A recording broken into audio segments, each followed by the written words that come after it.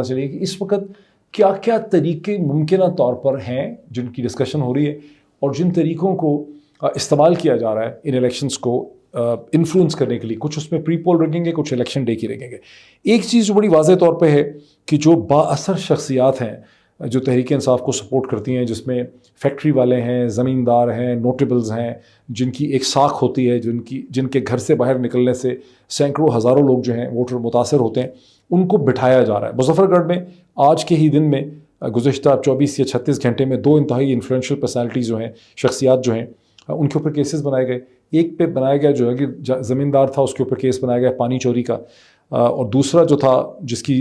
شہر کے اندر پلازاز وغیرہ تھے, اس کے اوپر کیس بنایا گیا کہ تمہارے پلازاز جو ہیں وہ ٹیکنیکلی طور پہ غلط بنے, اور اگر تم بیٹھے نا, تم تحریک انصاف کے لیے بولتے رہے, بکواس کرتے رہے, کیمپین کرتے رہے, تو تمہارے پلازا جو ہے اس کو ڈیمالش کیا جا سکتا ہے. اس کے نتیجے میں یہ دونوں بااثر شخصیات جو ہیں انہوں نے معافی مانگی ہے اور وہ بیٹھ گئے ہیں, انہوں نے اپنی سائڈ سوئچ کر لی, اب وہ پی ٹی آئی کے لیے کیمپین نہیں کر رہے. تیسرا ایک بڑا انٹرسٹنگ پوائنٹ آیا ہے کہ ووٹ پرچیزنگ اور ووٹ کی جو خرید و فروخت ہے, جہاں پہ 10,000 12,000 یا 8,000 کا ووٹ جو ہے بکتا ہے, اس کے علاوہ ایک نئی چیز جو ہے وہ دیکھنے میں آ رہی ہے, جو اس سے پہلے ایک بائی الیکشن میں خانے وال میں جب ہوا تھا وہاں پہلی دفعہ دیکھنے میں آئی تھی. وہ ہے ووٹ کو بٹھا دینا, ووٹ کی نیگیٹو پرچیز. یعنی بہت سی جو غریب مفلوق الحال کمیونٹیز ہیں اربن ایریاز کے اندر, تحصیل اور شہر کے اس حصے میں جہاں اربن سلمز ہوتے ہیں,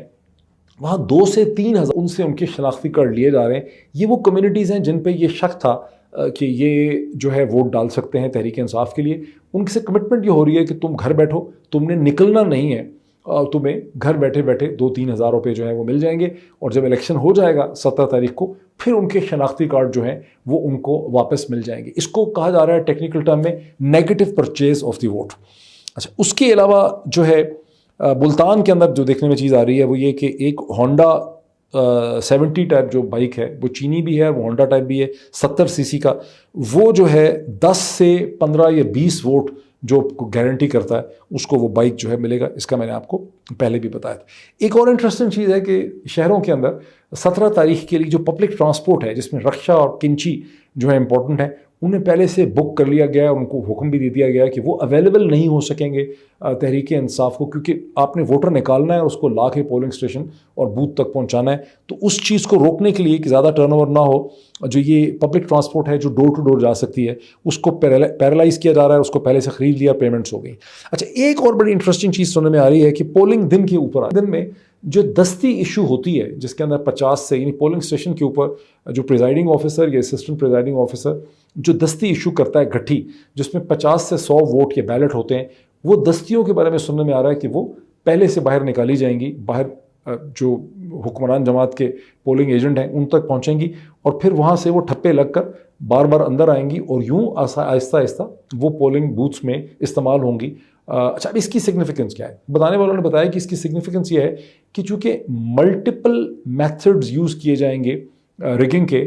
تاکہ ریگنگ کو ایکسپوز بھی نہیں ہونا ہے. یہ بھی بہت ضروری ہے, کیونکہ جو ریگنگ مینیجرز ہیں ان کو یہ احساس ہے کہ اگر ریگنگ کھلا نظر آنے لگ جائے گی, واویلا پڑ جائے گا, بالکل پوائنٹ آؤٹ ہوگا, تو پھر الیکشن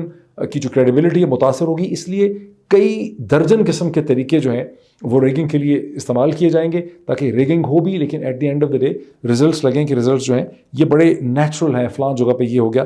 وائلنس کا بھی پلان ہے, فیصل آباد اور لاہور 2 جگہوں کا نام خاص کر کے لیا جا رہا ہے کہ یہاں پر وائلنس جو ہے وہ ہو سکتی